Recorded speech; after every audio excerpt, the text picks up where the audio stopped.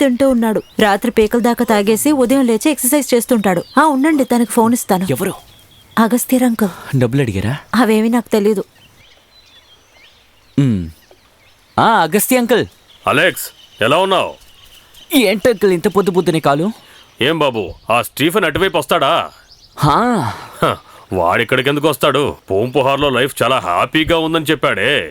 వాడికి అక్కడ బోర్ కొట్టుంటుంది. లేకపోతే 2 ఏళ్ళు పైగా వాడు ఎక్కడుంటాడేంటి? ఢిల్లీ, గోవా, దుబాయ్, వైజాగ్ ఇక్కడికి వెళ్ళి వచ్చేసరికి వాడికి చిరాకు వచ్చేస్తుంది. వాడికి సమస్య ఏంటి?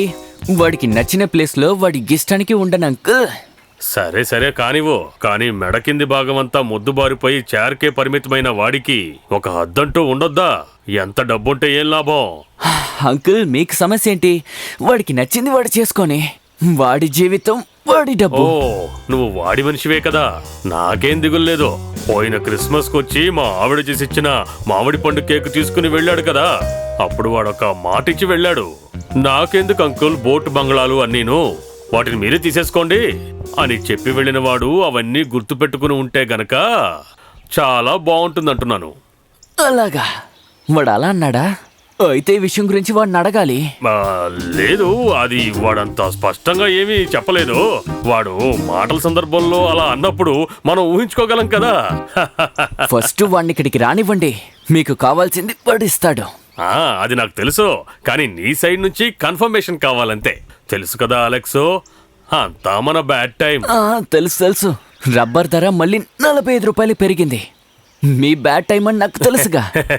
వీడొకడు. సరే అంకుల్, నేను ఫోన్ పెడతాను. నాకు ఎనర్జీ పోయింది. అమ్మయ్యా, కాస్త నీళ్ళివ్వు.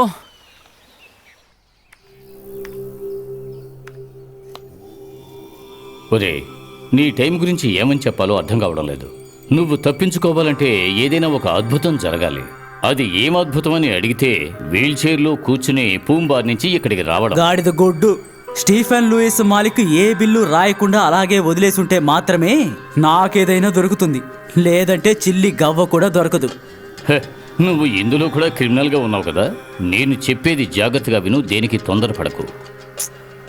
ఏ పనిలోనైనా సరే ఒకసారి దిగటానికి ముందు బాగా నిదానంగా ఓర్పుగా ఆలోచిస్తేనే దాంట్లో విజయం సాధించగలుగుతావు. అది వదిలే.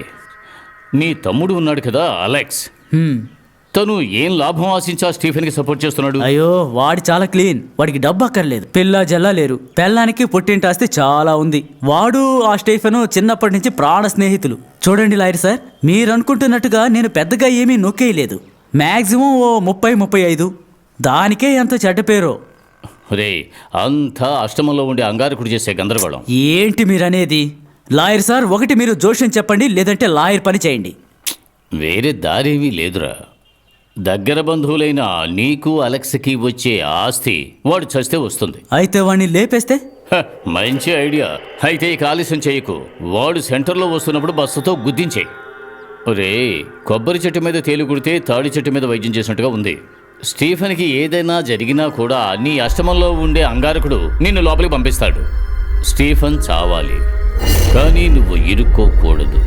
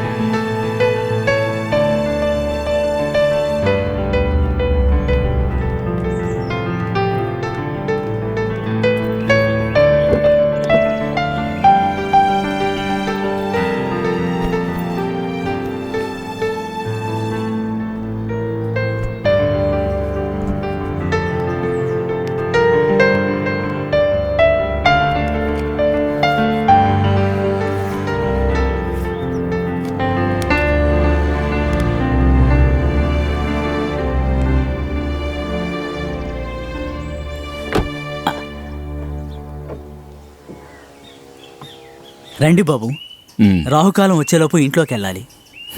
నాకు రావుకాలం అనేది ఉంటుందా? అవన్నీ నన్ను ఏం చేస్తాయో చెప్పండి.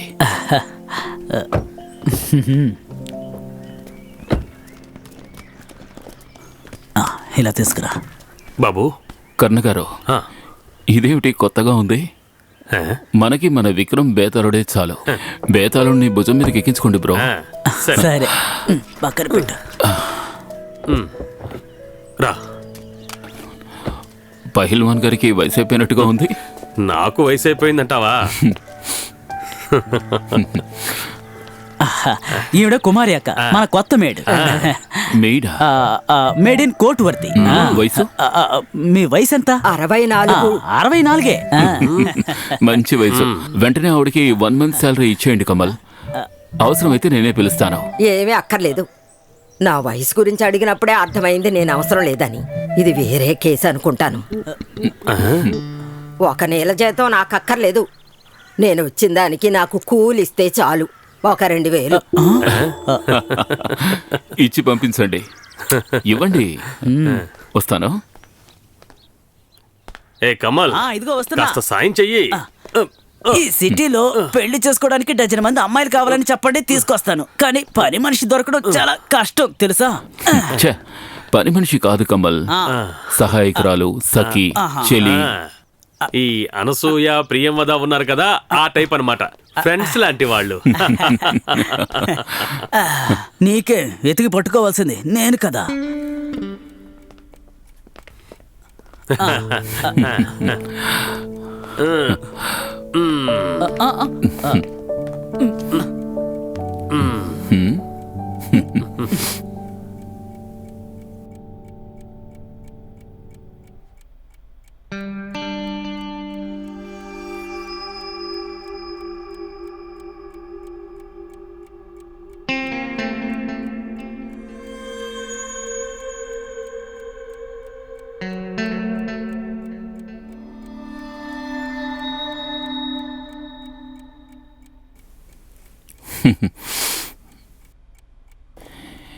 ఈ బ్లాక్ బ్రేసరీ బయట కనిపించే అమ్మాయి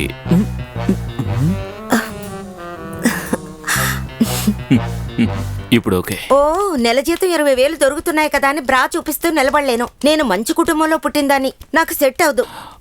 ఓ సారీ, నాకు మీ పేరు తెలియలేదు, అందుకే అలా చెప్పాల్సి వచ్చింది. నా పేరు కన్నిక.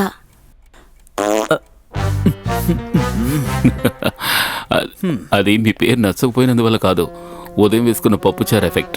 వాసన అలవాటైపోతుంది.